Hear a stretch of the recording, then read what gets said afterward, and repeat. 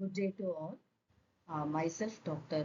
Alamedu Satyabama, serving as Assistant Professor, Department of Commerce, SRM Institute of Science and Technology, Ramapuram. Today, I'm going to discuss with you the concept of share in corporate accounting, Unit 1.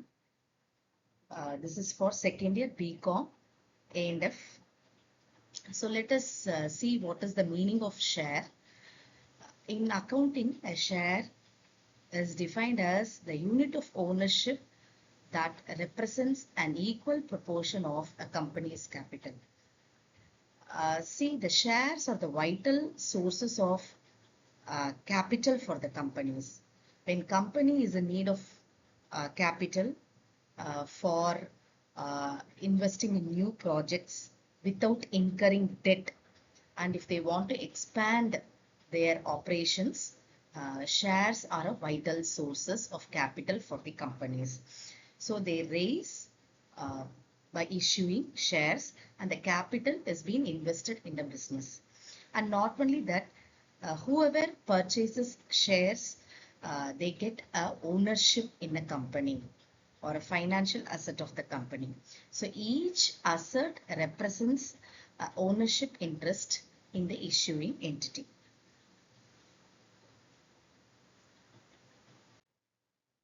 Now let us know the difference between the shares and the stock. See, share is basically a single unit of a share capital of a company. Say one share, two share, three shares. So the capital of a company can be divided into a single unit, whereas the stocks cannot be divided into a single unit. It can be collectively held, and it is called as a stock. That is, the group of the shares are said to be stock. And not only that, the group of different companies of shares collectively grouped are called as a stock. Then, share is the smallest unit in which the capital of a company is divided, as I told you, whereas stock is the collection of shares. Then, share is for a specific term only, but the stock is a generic term used to denote the shareholding of an investor. And the stock should be always fully paid up, whereas the shares can be partly paid up or fully paid up. But remember, shares can be partly paid up or maybe fully paid up, but stock should be fully paid up. Then, share is more important term than stock, but stock is comparatively less important in terms of its understanding. And one more important point that I want to focus here is share has a face value or a nominal value, whereas the stock do not have any nominal or a face value, because the shares have a denominator value, say face value rupees 10, face value rupees 100.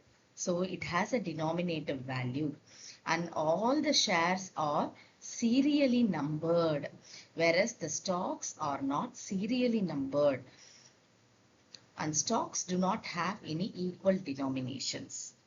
So these are the basic difference between the shares and the stock. So shares can be divided into a single unit, whereas the stock is the collection of shares is said to be stock, and shares can be fully or partly paid up.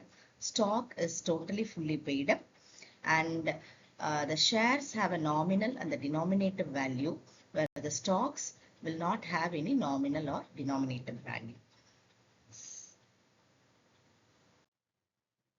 Next, we have a types of share capital. Very important concept. Authorized or nominal or registered capital. See, this is the maximum limit that a company can fix for issue of shares. More than this limit, the company cannot issue shares to the public. So it is otherwise called as nominal capital or registered capital. Say for example, it has fixed a limit of 2 lakh. Okay, 2 lakh equity shares of rupees 10 each, 20 lakh. Okay. So within it, the company can raise only 20 lakhs. More than this, the company cannot raise the authorized capital or a registered capital or a nominal capital. So from authorized, it has issued only 80,000 shares. So out of 2 lakh shares, it has issued 80,000 shares. So what would be the unissued? The remaining 120 uh, lakh shares are available. So out of 2 lakh, 80,000 shares are issued and remaining 1 lakh 20,000 shares are still unissued. So from issued, subscribed capital, the public has subscribed for only 60,000 shares.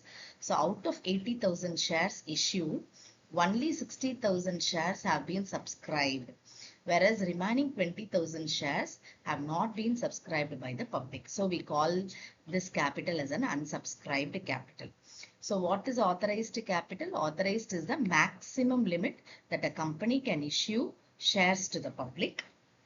Issued capital, the actual value that has been floated to the public, and unissued is the remaining shares that has not been floated to the public. Subscribed capital is the number of shares that the public has actually subscribed for, and unsubscribed is the number of shares that has not yet been subscribed by the public or an investor. Then called up capital, the company calls the public to pay for the money, say allotment money or first call money or final call money or second call money. Okay, so called up capital, uh, then uncalled capital, then you have reserve capital. See, called up capital is that when the company calls the investors to pay the share amount.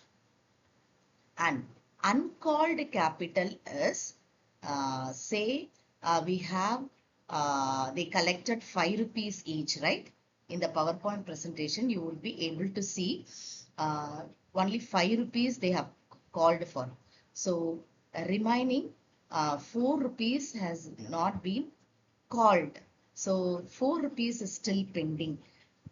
Then, reserve capital is the totally, that is the difference between the called up and the uncalled capital is only the reserve capital, that is rupee 1. Okay, so they have collected only 3 lakh. So remaining 2 lakh 40,000 is still uncalled and 60,000 is still in reserve. So only 5 rupees per share has been collected. So that is the difference between called up capital, uncalled capital and reserve capital. Then paid up capital, the amount that has been actually paid by the investor. So that is your 55,000 shares of 5 each, 2,75,000. So your calls in arrears would be 5,000 shares because out of 60,000 shares, only 55 has been paid up. Remaining 5,000 still not being paid by the investor. So that is said to be calls in arrears or an outstanding amount that is yet to be collected by the company. Okay, so these are the types of share capital. With the example, I think you'll be able to understand the 2 lakh is the maximum limit. 80,000 has been issued. Remaining 1 lakh 20,000 has not been issued by the company. Out of 80,000 shares, 60,000 has been subscribed for. So remaining 20,000 unsubscribed by the investors. Then out of 60,000, rupees 5 is being called up by the company to pay by the investors, but only 5 rupees, only for the 55,000 shares, of rupees 5 each has been paid. The investors had not remitted the remaining 5,000 shares of rupees 5 each, and out of 10 rupees, only 5 had been called up, 4 rupees had not been called up, and 1 rupee is still in reserve. So these are the types of share capital that the company normally follows while issuing the shares, and how they collect the share amount from the public. This is the process of collecting the share amount from the public. So we have covered the meaning of shares, then followed by the difference between the shares and the stock and the types of share capital. Yes. So I request students to go through the video. Any doubts, please put it in a comment section. So thank you so much for patiently listening. Thank you all.